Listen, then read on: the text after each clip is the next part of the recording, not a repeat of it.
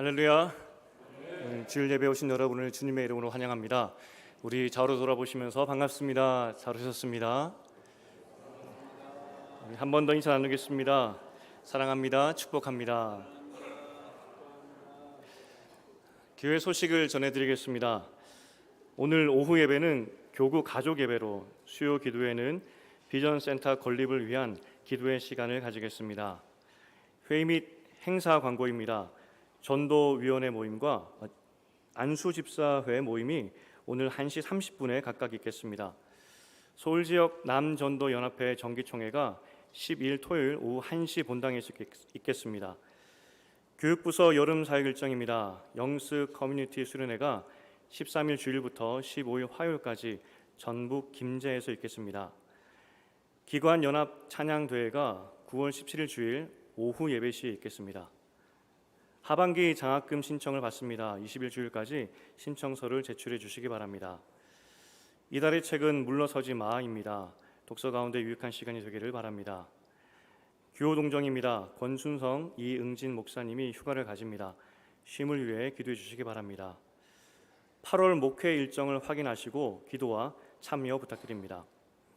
계속해서 전 성도 성경 읽기와 공동 기도 제목을 보시고 함께 동참해 주시기 바랍니다. 다 함께 일어나셔서 나는 예배자입니다 찬송하며 예배 드리겠습니다.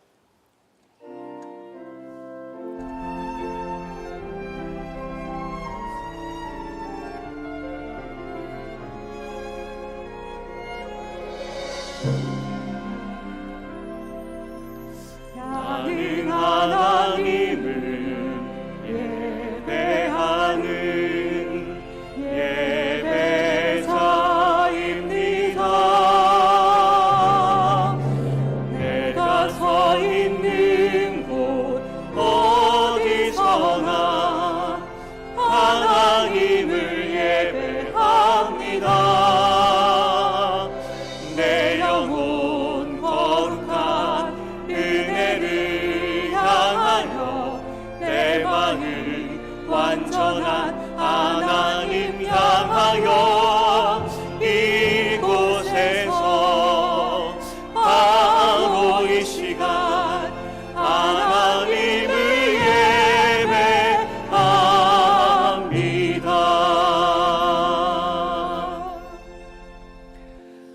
하나님 아버지, 이제 하나님 앞에 예배를 시작합니다.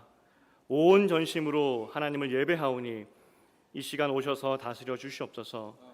한 사람도 앉았다만 가지 않게 하시고 하나님의 영광을 목도하는 시간 되게 하여 주시옵소서. 예수님 이름으로 기도합니다. 아멘. 전능하사 천지를 만드신 하나님 아버지를 내가 믿사오며 그 외아들 우리 주 예수 그리스도를 믿사오니 이는 성령으로 잉태하사 동정녀 마리아에게 나시고 본디오 빌라도에게 고난을 받으사 십자가에 못 박혀 죽으시고 장사한 지 사흘 만에 죽은 자 가운데서 다시 살아나시며 하늘에 오르사 전능하신 하나님 우편에 앉아 계시다가 들으로서 산 자와 죽은 자를 심판하러 오시리라. 성령을 믿사오며 거룩한 공회와 성도가 서로 교통하는 것과 죄를 사하여 주시는 것과 몸이 다시 사는 것과 영원히 사는 것을 믿사옵나이다. 아멘. 다 같이 앉으셔서 찬송가 20장 찬양하시겠습니다.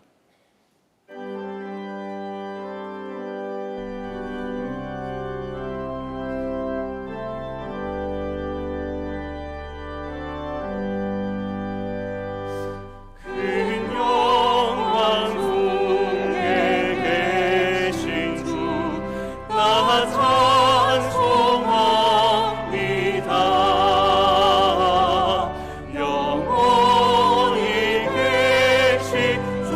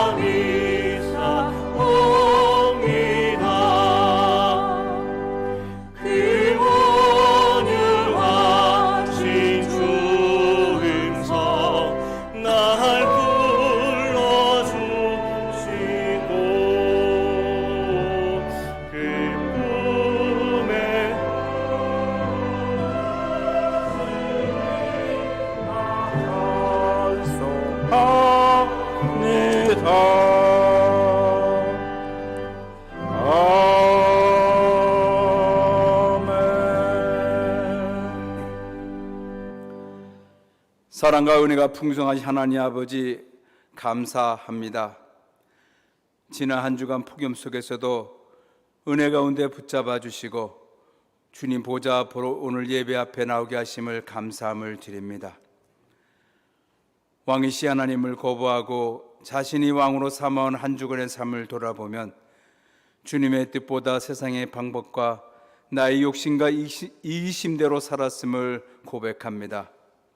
우리를 부르심이 예배자로 삼으시어 겸비와 찬송을 받으시기 위함인데 우리의 삶이 거룩하고 순결하지 못하여 예배자로 살지 못하였음을 이 시간 회개합니다.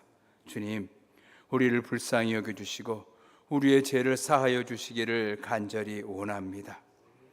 이 시간 주님이 임재하는 예배를 드리게 하시고 주님께서 부르시는 곳이면 어떤 곳이든지 어떠한 상황이든지 참된 예배자로 주를 찬양하는 저희들 될 수 있도록 붙잡아 주시옵소서. 하나님 아버지, 지난 주간의 유스 커뮤니티 수련회가 은혜 가운데 마침을 감사합니다. 사랑하는 우리 자녀들이 수련회를 통하여 주님을 만나고 은혜와 꿈들을 간직한 것을 감사함을 드립니다.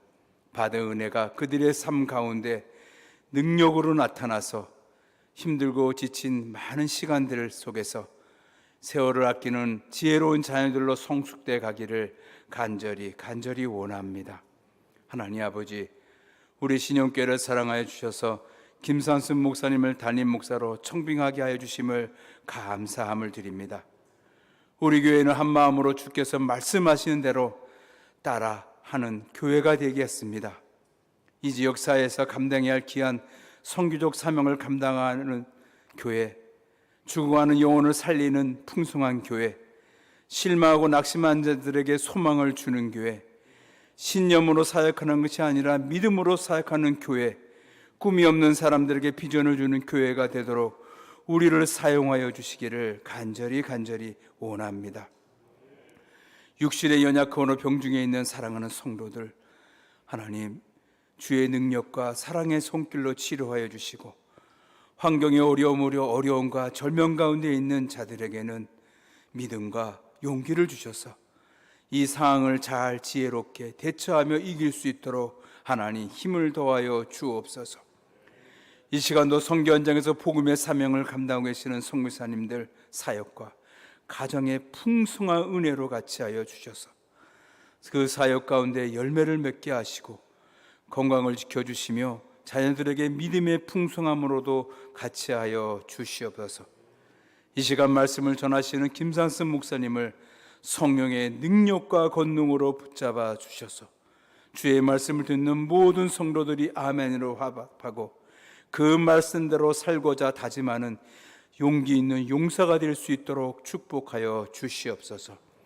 할렐루야 성가대의 마음과 힘을 다하여 하나님의 이름을 찬양할 때 기뻐 받아주시고 예배를 위해 헌신하는 모든 손길 위에 하나님의 크신 은혜로 같이하여 주옵소서. 감사하며 예수 그리스도의 이름으로 기도합니다. 아멘.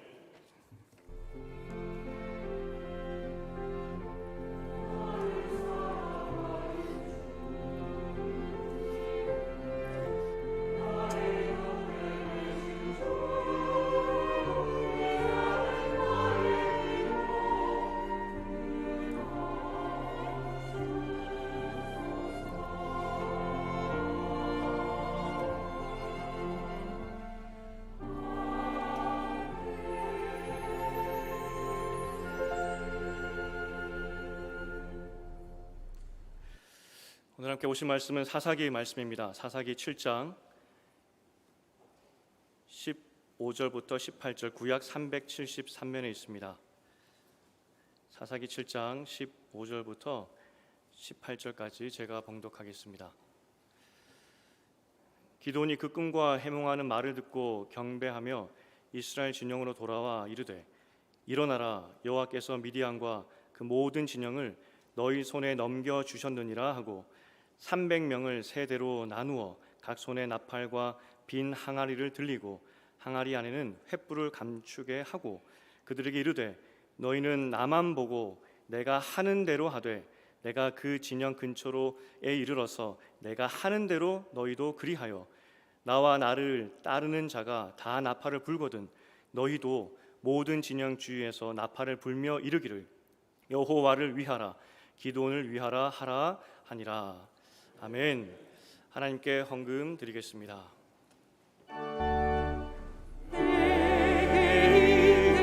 모든 것을 아낌없이 드리네 사랑하고 의지하며 주만 따라 살리라 속게 드리네 속게 드리네 사랑하는 것을 앞에 모두 드리네 아멘.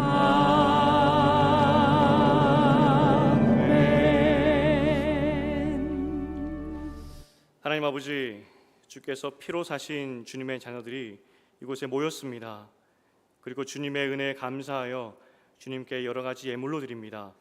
주님 기뻐 받아주시고 주님 뜻대로 사용하여 주시옵소서.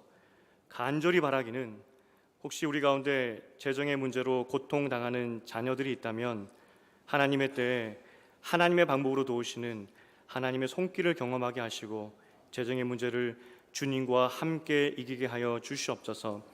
특별히 가장들과 생업 중인 모든 성도들을 기억하시고 먹고 살기 위해 일하는 것이 아니라 땀 흘려 일하는 기쁨과 즐거움을 회복하여 주시옵소서. 유스 커뮤니티 수련회 가운데 은혜 주신 하나님께 감사드립니다. 범사에 감사드립니다. 3여전도회가 중고등부 수련회 봉사를 잘 마치게 하셔서 감사드립니다. 전국 주일학교 연합회 지도자 및 교사 수양회를 은혜 중에 마치고 감사의 헌금을 드립니다. 이 모든 예물을 받아 주시옵소서. 이제 성가대가 온 성도를 대신하여 주님의 이름을 높여 드립니다.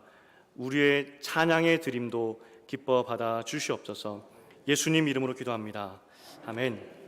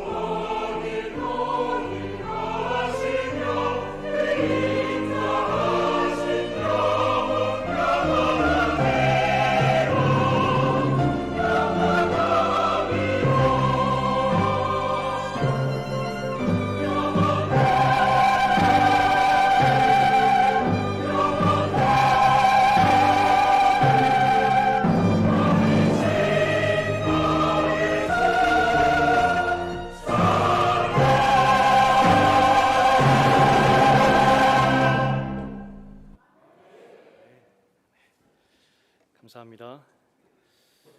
제가 오늘 처음 사회 봤습니다. 괜찮았나요? 네. 찬양 성가대가 찬양을 할 때 보통 그 사회 보시는 목사님들께서 서 계시더라고요. 그래서 지난주 수요 예배 때 기도회 때 제가 서 있어 봤습니다. 그런데 너무 부끄러웠습니다. 눈 돌 데가 없어가지고 저도 한 성도로서 같이 찬양을 드려야 되는데 서 있다가 아무것도 못 하겠더라고요. 그래서 제가 잠깐 앉아 있었습니다. 좀 양해의 말씀을 부탁드립니다. 지난주 유스 커뮤니티 수련회 잘 마쳤습니다. 그래서 장로님들과 잠깐 방문을 했는데 개인적으로 사역은 그 디테일이 중요하다 생각을 합니다. 왜냐하면 디테일해야 사람을 배려할 수 있고 또 우리의 마음을 잘 전달할 수 있기 때문에 사역은 디테일해야 된다 생각을 하는데 권사님들 그 식사를 준비하는 권사님들의 디테일에 감동했습니다.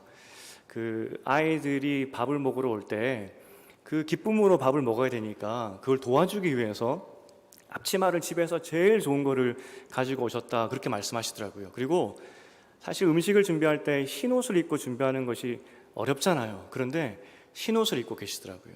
그렇게 아이를 사랑하는 우리 성도님들 마음들을 제가 확인했습니다. 그리고 또 많은 장로님들, 우리 선생님들, 집사님들 방문해 주셨고, 근데 더 또 감동이 뭐냐면 이 청년들 선생님들이 정말 많이 참석했더라고요. 다음 세대가 다음 세대를 살리고 있더라고요. 청년 세대가 중고등부를 살리는, 참 감사했습니다. 이제 그 청년들이 다음 주에 수련회를 갑니다. 지금처럼 계속 기도해 주시고 많이 응원해 주시면 참 감사하겠습니다. 여러분, 기도원 하면 떠오르는 것이 어떤 이미지이십니까? 겁쟁이 이렇게 생각할 겁니다. 기도원 하면 겁쟁이다는 생각이 듭니다. 실제 우리가 읽진 않았지만 기도원 내용을 잘 알고 있듯이 얼마나 무서웠으면 이 타작을 하는데 숨어서 했습니다. 포도주 틀에서 숨어서 아마 낫알 한 알 깠을 것 같아요. 그리고 또 하나님께서 이긴다라고 말씀하셨지만 계속 하나님을 시험하는 그런 장면들이 나옵니다. 기드온은 정말 겁쟁이 같기도 합니다. 그런데 기드온의 입장에서 다시 생각을 해본다면 사실 억울할 것 같습니다. 왜냐하면 8장 19절에 보면 결국 기드온이 전쟁에 이겨서 적의 왕 세바와 살문나를 잡습니다. 잡고 나서 그 사람들에게 기드온이 물어보는 것이 다볼산에서 죽인 사람들이 어떻게 생겼더냐라고 묻습니다. 너희가 예전에 다볼산에서 사람들 죽였었지? 그때 어떻게 생겼더냐라고 묻죠. 20절에 보면은 영화처럼 기드온이 겪었던 고통이 지나가는데 그들에게 기드온이 말합니다. 너희가 그때 죽였던 사람들이 내 형제이고 내 어머니의 아들들이었다라고 이야기를 합니다. 그러니까 다볼산에서 대학살이 한번 일어났었는데 그때 기드온의 친족들, 친척들 혹은 이웃 사람들이 잡혀서 몰살했다는 겁니다. 그 유스 커뮤니티가 갔던 교회가 법성교회라고 영광에 있는 교회입니다. 6.25 때 순교자가 있었던 그런 교회입니다.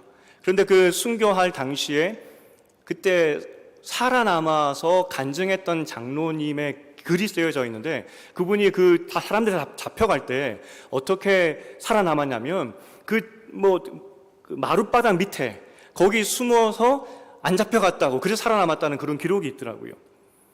아마도 기드온이 그 형제들 그리고 이웃들이 잡혀가서 몰살당할 때 도망가서 숨어서 겨우 살지 않았을까? 기드온은 그런 아픔이 있었다고요. 몇 해 전 제가 이전 교회에서 수요 예배 안내를 할 때입니다. 거기는 노량진이고 고시 수험생이 굉장히 많습니다. 한눈에 봐도 공부하는 청년이었습니다. 제 앞쪽 장의자에 앉더니 여러분 그 은행 통장 있지 않습니까? 종이로 된 거. 그걸 계속 넘겨보는 겁니다. 한참을 넘겨보다가 한숨을 쉬고 엎드리는 겁니다. 의자에.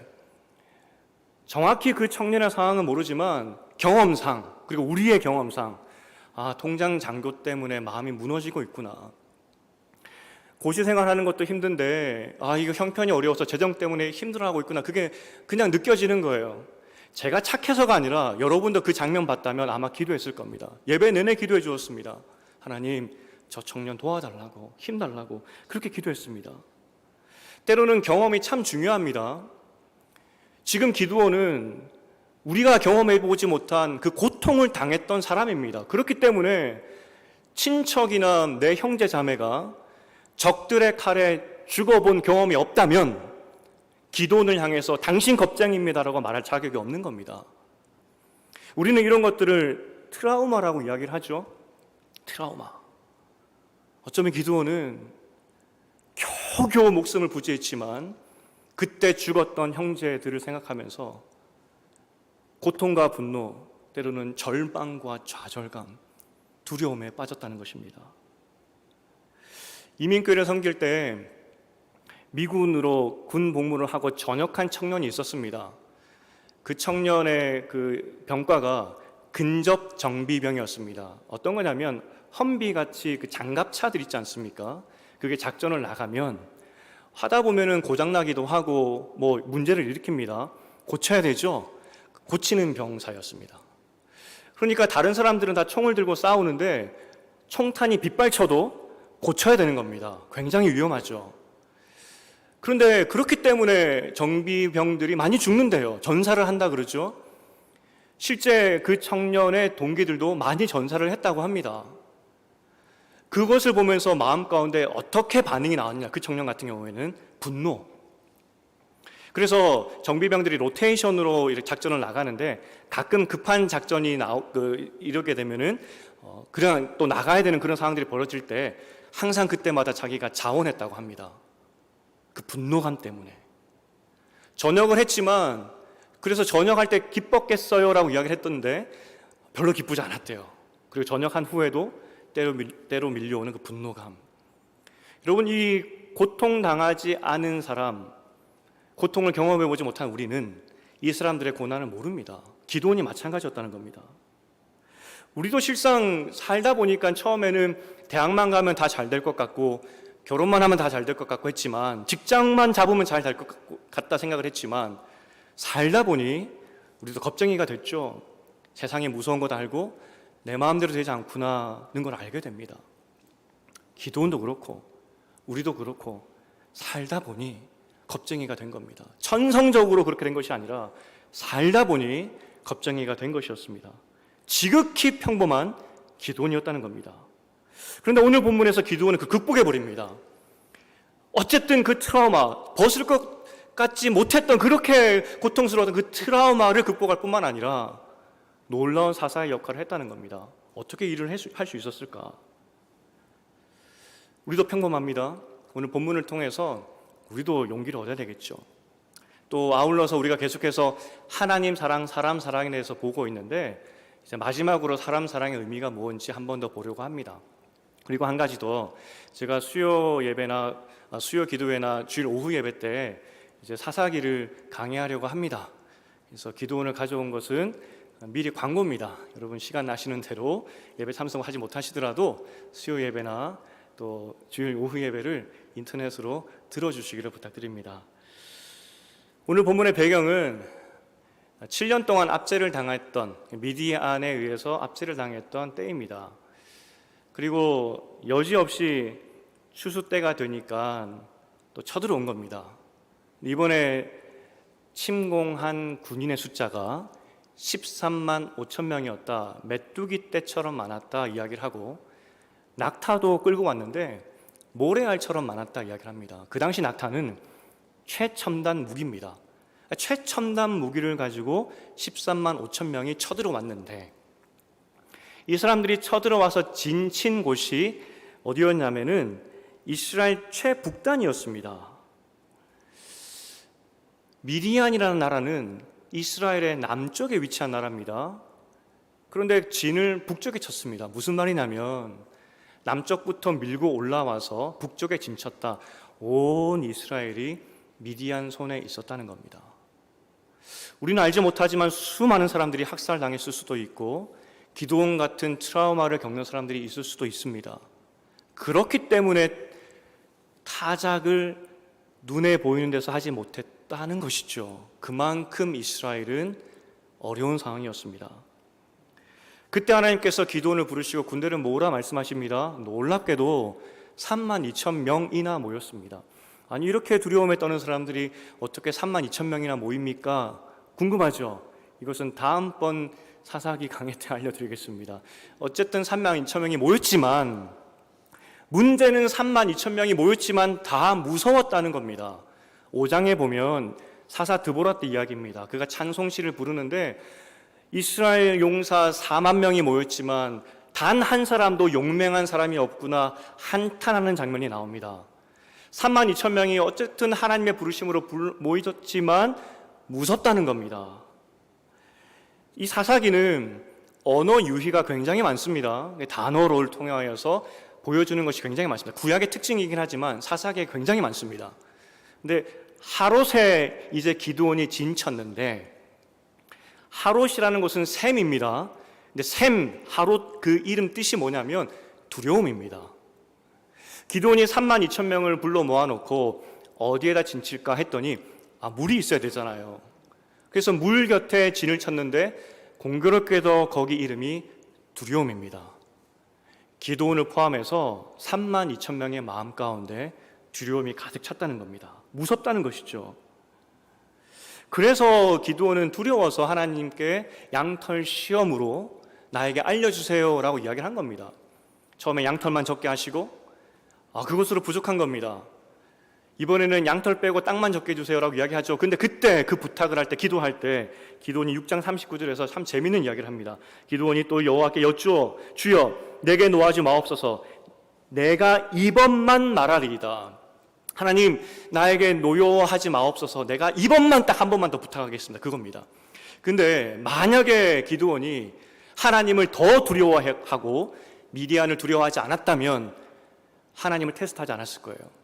마음 가운데 미디안이 더 두려웠고 하나님께서 나에게 노여워하는 것이 덜 두려웠기 때문에 한 번 더 감히 부탁한 겁니다. 미디안이 더 두려웠다는 겁니다.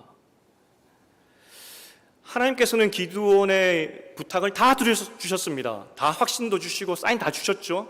그리고 이번에는 하나님께서 반대로 기드온에게 명령하십니다.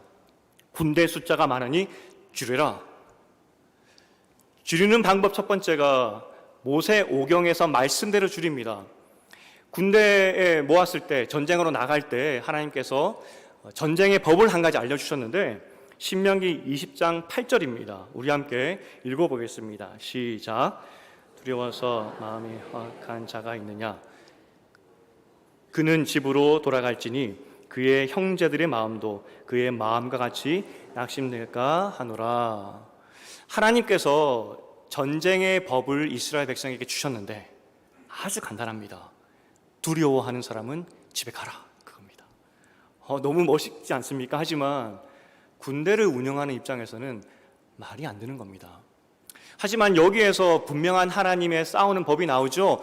전쟁은 하나님께 속한 겁니다. 사람이 아닙니다. 무기가 아니죠.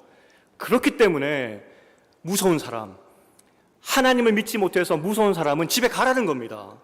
너희 없어도 전쟁 이긴다는 것이죠. 그래서 기드온이 하나님 율법 따라서 명령 따라서 무서운 사람 집에 가라 했더니 10,000명만 남았습니다. 3분의 2가 집에 가버립니다. 그런데 하나님께서 숫자가 더 많다는 거죠. 더 줄여라 그겁니다. 이번에는 물 시험입니다. 물을 먹는 방법입니다. 어떤 사람은 손으로 먹고 어떤 사람은 무릎을 꿇어 먹습니다. 손으로 먹었던 사람과 무릎을 꿇어 먹었던 사람의 숫자 차이가 그런데 극명합니다. 9,700명 대 300명.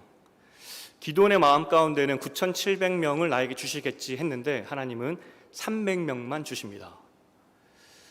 그런데 300명의 입장에서 한번 생각해 봤으면 좋겠어요.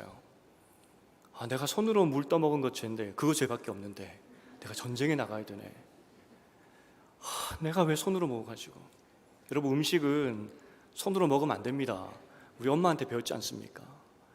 군대 가면은 중간만 하라고 그런 이야기도 많이 듣지 않습니까?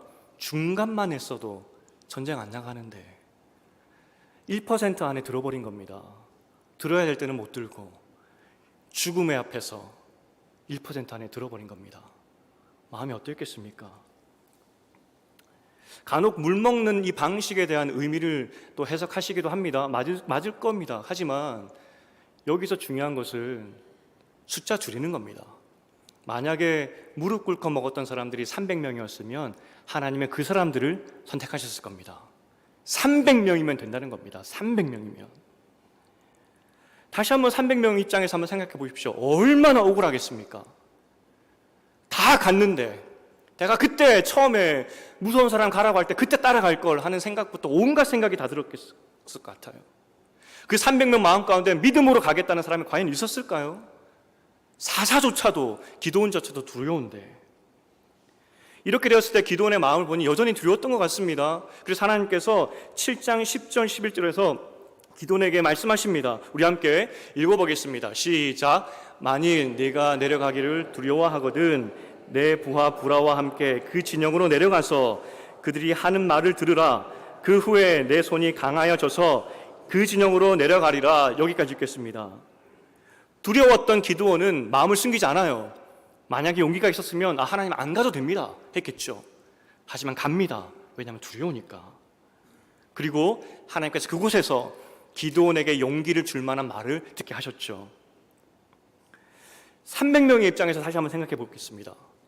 갑자기 기드온이 300명만 뽑더니 부하 1명 데리고 어디로 사라져 버린 겁니다. 적진으로 갔는지 뭘 갔는지 사라집니다. 그리고 갔다 와서 하는 말이 하나님이 이기게 하실 테니 너희는 내 말만 듣고 내가 하라는 대로만 하면 돼 라고 이야기를 합니다. 나를 잘 보고 내가 하라는 것만 하면 돼 라고 이야기를 합니다. 300명의 입장에서 얼마나 무모한 이야기입니까?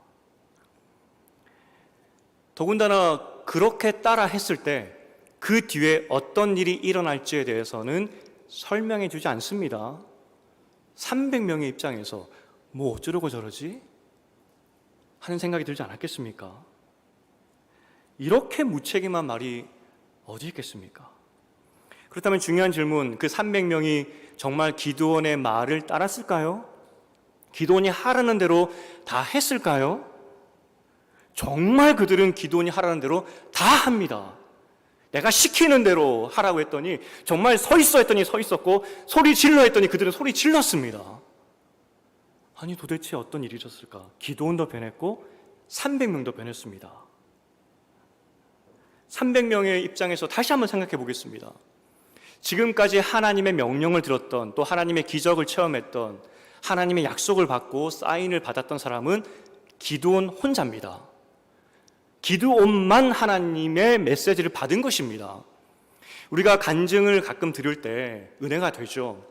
하지만 마음 가운데 때로는 참 하나님이 야속하다는 생각도 들기도 합니다. 왜냐하면 똑같은 하나님인데 왜 나에게는 저런 역사하심이 없지? 하는 생각이 들기도 합니다. 오늘 하나님께서 역사하신 사람은 기드온 1명이었습니다. 그런데 어떻게 기드온을 통하여서 300명이 용감해질 수 있었을까?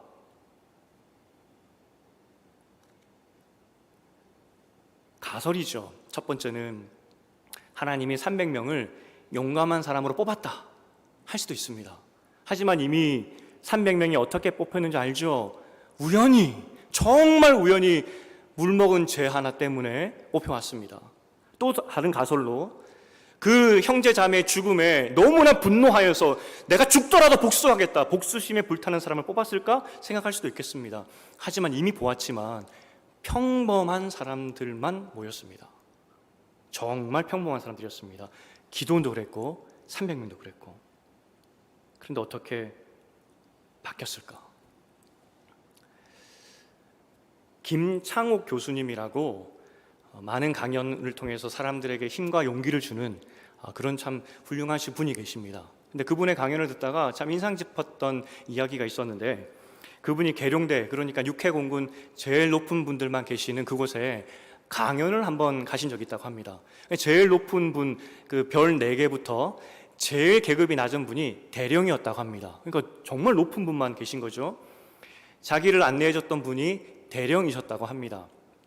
그 대령분이 자기를 안내하면서 한 가지 질문을 하시더래요. 교수님이 생각하기에 전쟁에서 이기기 위해서 제일 중요한 것이 뭐라고 생각하나요? 라고 했더니 사실 우리 상식이 뭐 무기 아니겠습니까? 최첨단 무기 아닐까요? 라고 했더니 그 대령님이 아니라고, 전쟁을 이기게 하는 것은 군인이 하는 거라고, 사람. 그런데 그냥 군인으로는 안 되고 사기와 군기가 있는 군인들이 있어야 전쟁에 이깁니다. 그렇게 이야기하더래요. 그러면서 재미있는 이야기를 그 대령님이 하셨는데, 참모총장님, 별 4개죠.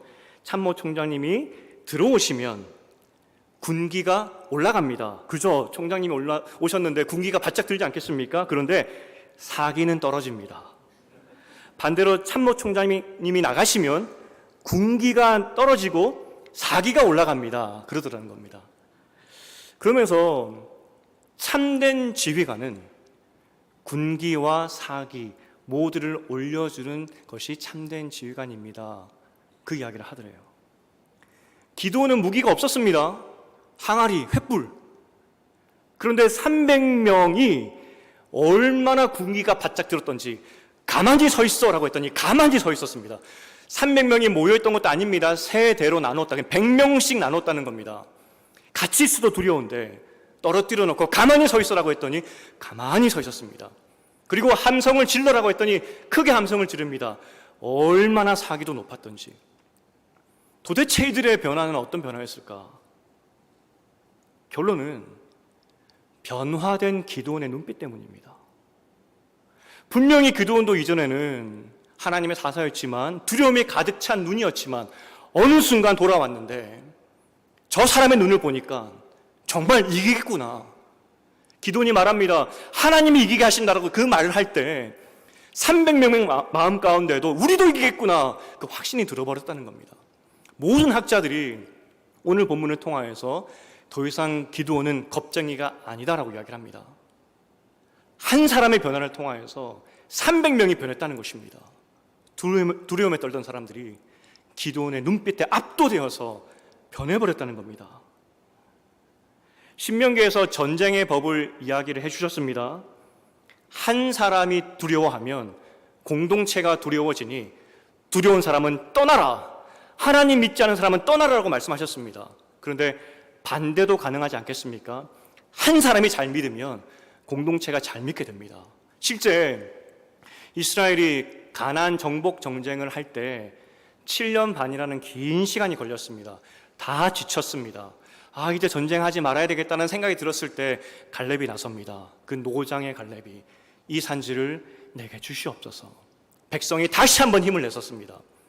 여호수아가 이제 마지막 그 사명을 마치고 나서 백성들을 모아놓고 이야기합니다. 나와 내 집은 여호와만 섬기겠다. 온 백성이 함께 외칩니다. 우리도 여호와만 섬기겠다고.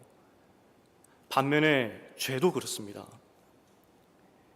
아간이 범죄했을 때 이스라엘 전체가 징계를 받았지만 비느하스 한 사람이 거룩하게 행동했을 때 공동체가 구원을 받습니다. 한 사람이 중요하다는 것입니다. 저를 좀 아는 분들은 저의 꿈에 대해서 압니다. 제 꿈이 뭘까요? 제 꿈은 은퇴입니다. 이제 시작한 사람들이 무슨 말을 그렇게 하느냐, 이 젊은 목사 와서 말 이상하게 하네 생각하실 수도 있겠습니다. 그런데 짧은 목회지만 목회를 하면 할수록 저의 인격과 성품은 목사하고 맞지 않구나 싶습니다. 하면 할수록 나는 목사가 될 자격이 없구나 싶습니다. 그리고 하면 할수록 저의 실력의 바닥을 보게 됩니다. 천국 가서 물어보고 싶은 것 중에 하나가 하나님 왜 저를 목사시켰습니까? 그겁니다. 정말 목사하기 싫고 하나님 왜 나를 시켰습니까? 라는 것이 저의 마음입니다. 그런데 그럼에도 불구하고 제가 꾸역꾸역 목회를 하는 이유가 한 가지 있습니다. 그 이유가 뭐냐면 제가 지금 전하는 이 말씀이 하나님 말씀이 진리이기 때문입니다. 하나님이 여러분을 사랑하신다는 것, 그리고 여러분이 하나님 앞에서 존귀한 자라는 것, 너무나 존귀하기 때문에 하나님께서 학수고대하시면서 그 재림의 때를 기다리고 있다는 것, 그게 맞기 때문에, 그래서 저는 그 진리를 전하는 그것 때문에 지금 목회를 하고 있는 겁니다. 제가 청년들한테도 얼마나 은퇴하고 싶다고 이야기했더니 이제 그만했으면 좋겠다고. 부족하지만 제가 청년들이나 우리 성도님들께 칭찬을 들을 때 가장 기쁜 칭찬이 뭐냐면, 잘생겼다도 참 감사하지만 제일 기쁜 칭찬이 뭐냐면, 목사님의 설교에 진심이 느껴져서 좋습니다, 그거예요. 마음을 다해서 하나님이 여러분을 사랑하신다는 것, 여러분은 존귀한 자라는 것, 그렇기 때문에 하나님께서 학수고대 하시면서 재림의 때를 기다리고 있다는 것, 그것을 정말 알려주고 싶은데 이게 진리니까 최선을 다해서 준비하고 있는데, 그래서 알아줄 때, 부족하지만 그러하다고 인정해 줄 때 저는 제일 기뻐요. 그래서 예배 때 제가 많이 울었습니다. 그 진심이 잘 안 전해지는 것 같아가지고. 근데 요즘은 화면으로 많이 예배를 드리지 않습니까? 어느 날 제가 우는 영상을 화면으로 봤더니 못생긴 거예요. 꼴보기 싫고. 그래서 요즘 잘 안 울려고 노력을 합니다. 이전 교회가 청년 예배 오후 4시 40분이었습니다. 코로나가 끝나고 나서는 지금 오후 4시입니다. 이런 여름이 특히 문제예요. 하루 종일 햇빛을 받다 보면은 예배당 자체가 뜨거워져 있습니다. 그런데 청년들이 오후에 옷을 입고 깨끗이 씻고 하나님께 예배하러 오는데, 오후 2, 3시면 굉장히 더운 시간 아니겠습니까? 지하철에 내려서 한 5분, 6분, 7분 걸어서 예배당 오면 덥습니다. 예배 드리는데 막 부채질하고 있으면은 제 마음이 타요. 하나님의 그 예배에 와서 그 하나님의 사랑을 확증받고 가야 되는데, 혹시 더워서 방해될까봐, 혹시 더워서 예배 집중하지 못할까봐. 그래서 이 여름이 되면 특별히 우리 사역자들에게 수십 번, 여러 번 강조합니다. 오늘 예배 때 온도 잘 파악해 주세요. 제 그 자그마한 소망이 뭐냐면은 강대상에 버튼 하나 만드는 거였습니다. 제가 누르면 에어컨 내리는 거. 지금 더우니까 뒤에 앉아 있으면 사역자들 잘 모르거든요. 저는 보잖아요. 몇 분이 부채질하고 있구나. 이거 누르면 이제 내리는 거죠. 그게 안 돼가지고 나중에는 수시도도 정했습니다. 내가 만지면 내리라고. 그냥 가면 안 되니까. 4시고 4시 40분 예배고 늦으니까 청년들이 가끔 피곤해서 하품할 때가 있습니다. 졸려서. 여러분 하품하셔도 됩니다. 근데 우리 교회 참 감사한 것은 공기가 잘 통하잖아요. 보통 일반적으로 예배당이 공기가 잘 안 통해요. 제 자그마한 소망이 또 뭐였냐면은 산소 발생기를 다는 거였습니다. 안 졸게 하려고. 세상 어디에도 어느 곳에서도 하나님이 여러분을 사랑하신다는 그 사실을 알려주는 데가 없습니다. 오직 주일날 이 예배 시간밖에 없습니다. 그런데 앉았다만 가면 안 되잖아요. 그리고 여러 가지 어려움 때문에 예배 방해되면 안 되잖아요. 제가 예배 올라갈 때마다 이렇게 기도합니다. 그리고 이렇게 이야기를 합니다. 난 싸우러 올라간다고. 여러분들 개인적인 사정 때문에 예배 집중하지 못하는 경우들이 참 많을 겁니다. 그런데 그 상황을 뚫고, 여러분의 상황을 뚫고 하나님의 말씀을 전해야 되기 때문에 나는 여러분과 싸우는 것입니다. 그리고 저는 또 동시에 어둠의 세력과도 싸우는 것입니다. 여러분들에 대한 하나님의 사랑을 듣지 못하게 하는 그 어둠의 세상을 향하여서 외치는 것이죠. 그래서 저는 싸운다라고 표현합니다. 저와 함께 사역했던 사역자들이 20명 정도 됩니다. 20명 정도 사역자들에게 그래도 고맙게도 칭찬해주고 고마워하죠. 어려움 당하면 김상수는 어떻게 생각했을까, 그 생각을 한다는 사역자도 있습니다. 극찬이죠. 그런데 그 극찬보다 더 기쁜 게 뭐냐면, 목사님을 통하여서 예배가 얼마나 중요한지, 예배 사모함을 저는 배웠습니다 라고 이야기하는 사역자들이 칭찬이 제일 좋았어요. 부족하지만 저는 이 강단에 서는 순간에 제 눈빛을 통하여서 여러분들의 그 마음 가운데 동일한 하나님의 그 능력, 동일한 하나님의 사랑, 우리가 아는 것 이상으로 부어주시는 하나님의 은혜가 흘러갔으면 좋겠다. 그 마음으로 저는 이 자리에 서게 됩니다. 그래서 우리가 꿈꿀 때 특별히 우리 성가대에게 먼저 축복드리기는, 여러분의 찬양이 이 예배당만 울릴 뿐만 아니라 기도원 같은 찬양이 되어서 우리 온 성도님들의 마음도 울리는 찬양이 되기를 축복드립니다.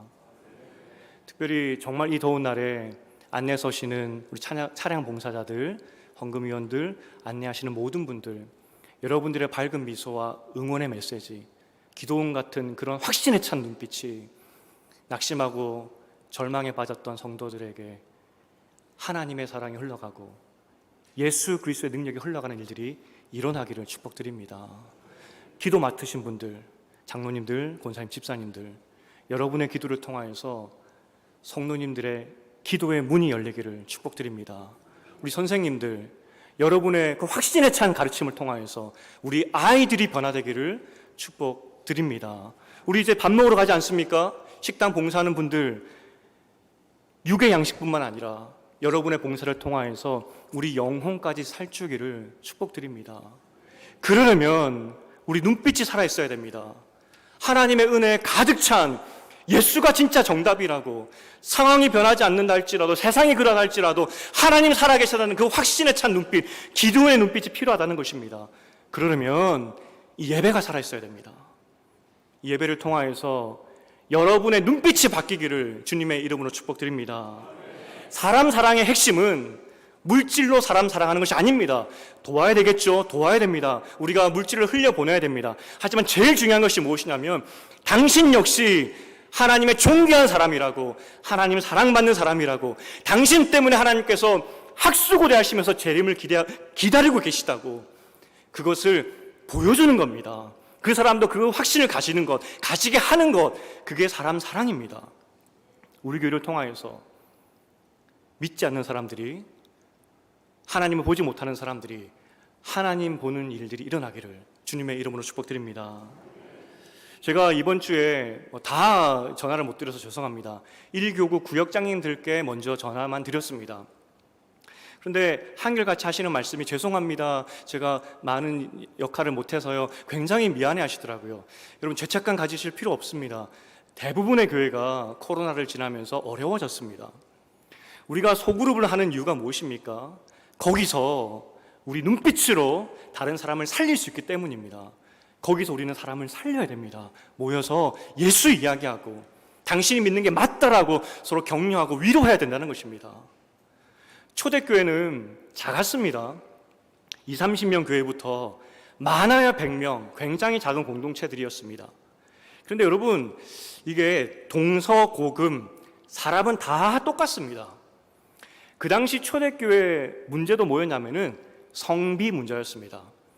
아니, 이 여성분들은 교회 많으신데 남자가 없는 거예요. 그래서 자매들이 이제 결혼할 때가 되어서 신랑감을 찾아야 되는데 교회 안에 없는 겁니다. 그럼 어떻게 해야 되죠? 불신자고 결혼할 수밖에 없죠. 어렸을 때부터 봤던 내 딸과 같은 그런 사랑스러운 자매가 나이가 됐는데 교회 안에서 신랑감을 찾지 못해서 그 예수 믿지 않는 가정으로 시집을 가야 됩니다. 근데 그 당시 종교가 가장의 종교를 따라가는 것이 그 문화였습니다. 아니, 시집을 왔는데 이단 종교에 빠진 여자가 들어온 겁니다. 아, 이건 난리 날 일이죠. 여러분, 어떻게 하시겠습니까? 그 교회, 초대교회 문원들을 보면은 그런 일들이 많았고, 그때마다 성도들이 어떻게 했겠습니까? 눈물로 기도했겠죠. 하나님, 우리 사랑하는 딸이 불신자 가정으로 시집을 가는데 온갖 고통과 고난을 당할 것인데 지켜주시옵소서 기도하지 않았겠습니까? 그리고 그 딸이 시집 갔다가 어렵게 교회 한번 나왔다 생각해 보십시오. 어떻게 했겠습니까? 온 성도들이 붙잡고 어떻게 지냈냐고 안부를 물 뿐만 아니라 내가 너의 믿음을 위해서 기도했다고, 네가 믿는 게 맞다고, 계속 기도하겠다고, 하나님이 지켜주실 거라고. 이렇게 불신자의 시집간 처녀들, 그 자매들의 결과가 어떻게 되었을까요? 초대교회 문원들을 보면 이제 얼마 지나지 않고 나서 교회 안에 남성들이 들어오기 시작합니다. 근데 그 남성들이 누구냐? 그때 그 시집 갔던 불신자 남편들이에요. 그 남편들에게 묻습니다. 아니, 어떻게 아내 따라서 교회 들어왔습니까? 라고 물었더니 남편들이 이야기합니다. 아내가 경외스러워서 교회 왔다고. 너무나 경외스러워서. 배우자에게 존경, 경외라는 단어를 잘 안 쓰죠. 경외스러워서 교회 왔다고. 그 시집간 그 자매 혼자서 경외스러운 삶을 살 수 있었을까요? 저는 온 교회가 그 자매 한 사람을 위하여서, 그 가정을 위하여서 기도했기 때문에 그런 일이 일어났다 생각을 해요. 우리가 모이는 이유, 우리가 소그룹을 하는 이유, 우리가 모여서 나누어야 될 것, 예수 이야기입니다. 우리가 그렇게 사는 거 맞다고 격려하고 도전 주는 것. 그러할 때 우리 삶이 변한다는 겁니다. 물질이 아닙니다. 사람 사랑은 예수를 전하는 겁니다. 내가 믿는 예수. 그러려면 여러분이 그 믿음 안에 확실히 거하셔야 됩니다. 그리고 그 확신에 찬 눈빛으로 격려할 때, 기도할 때 여러분을 통해서 사람들이 살아날 줄 믿습니다. 우리의 꿈은 그래서 기도원의 눈빛을 가지는 겁니다. 300명과 같이 그렇게 변화하는 겁니다. 이제 말씀을 맺겠습니다. 쥐가 고양이보다 빨라요. 그런데 희한하게도 쥐가 고양이 밥이 됩니다. 왜 그러냐면 고양이의 눈빛에 쥐들이 압도당해서 꼼짝달싹 못한다고 합니다. 여러분, 눈빛이 그렇게 중요합니다. 여러분, 제 눈빛이 어떤가요? 확신에 차 보이십니까? 우리 좌우로 한번 돌아보실까요? 확신에 차 보이십니까? 좌우. 우리 하나님은 정말 살아계신 분이십니다. 그 하나님이 정말로 우리를 사랑하고 계시고요, 그 하나님이 우리를 존귀하다 말씀하고 계십니다. 얼마나 존귀한지 내가 학수고대하면서 재림의 때를 기다리고 있다라고 말씀하고 있습니다. 그 사랑에 충만하여서 그 사랑으로 사람 살리는 여러분 되시기를 주님의 이름으로 축원드립니다. 우리 찬양을 드릴 텐데 이 가사도 한번 묵상했으면 좋겠습니다. 괴로운 세상에 할 일이 참 많습니다. 신촌도 섬겨야 되고 한국교회도 섬겨야 되고 다음 세대도 섬겨야 됩니다. 그런데 이 사역을 우리 혼자 절대 감당할 수 없습니다. 함께, 확신에 찬 사람들이 함께 그 눈빛으로, 그럴 때 세상이 변할 줄 믿습니다. 우리 다 함께 일어나서 함께 찬양하시겠습니다.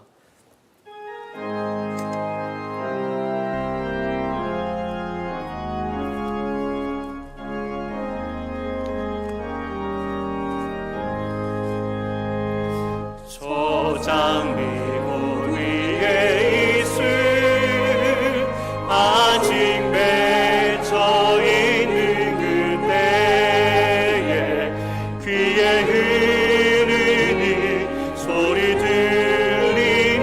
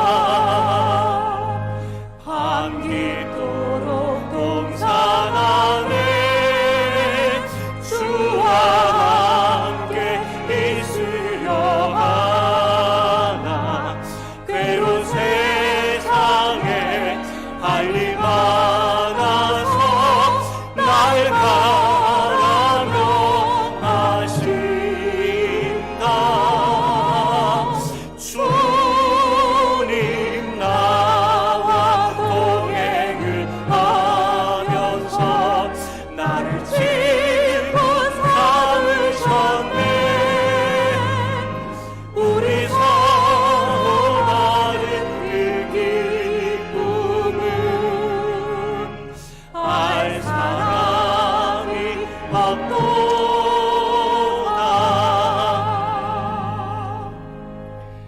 세상 어디를 가보시더라도 하나님이 우리를 사랑하신다는 사실, 하나님 앞에서 우리가 존귀한 자라는 사실, 그거 알려주는데 아무도 없습니다. 오직 교회, 그리고 이 예배, 이 시간에 하나님의 마음이 여러분에게 들려지고 있는 것입니다. 이것이 확신으로 다가올 때 비로소 그때 우리 눈빛은 달라지게 되는 것이고, 그 확신으로 우리는 비로소 진짜 사랑을 할 수 있는 것입니다. 간절히 바라기는 여기 있는 모든 주님의 자녀들이 앉았다만 가는 예배가 되는 것이 아니라 하나님의 사랑에 확신 안에 거하고 그 사랑으로 사람 살리는 여러분 되시기를 축복드립니다. 그러한 교회 되게 하시고 하나님만 예배하고 하나님만 사랑하는 교회 될 수 있도록 도와주시옵소서. 또 한 가지 더 기도하실 것은, 이제 우리가 세상으로 나갑니다. 험한 세상으로 나갑니다. 하나님이 우리를 지켜주실 것입니다. 하나님, 기도원의 눈빛을 주셔서 이기게 하여 주시옵소서. 우리 주님의 이름 한번 붙잡고 기도하시겠습니다. 주여, 하나님 참 감사합니다. 정말 죄인이고 아무것도 아닌 우리를 사랑하시고 존귀하다고 말씀하셔서 감사드립니다.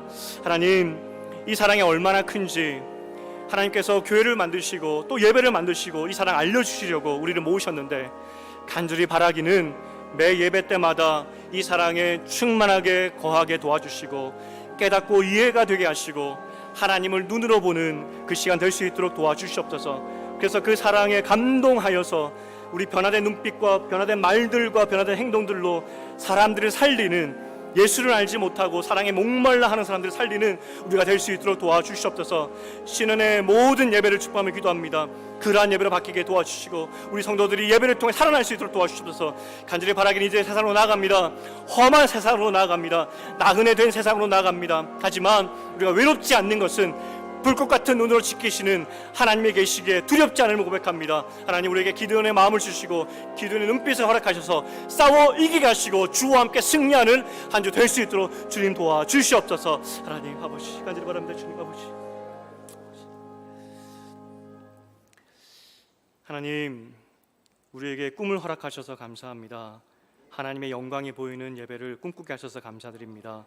또 이 예배를 통하여서 내 눈빛이 변하여서 사람을 살리는 사람으로 변화됨을 꿈꾸게 하셔서 감사드립니다. 그러한 교회, 그러한 우리 될 수 있도록 도와주시옵소서. 하나님이 세상으로 나아갑니다.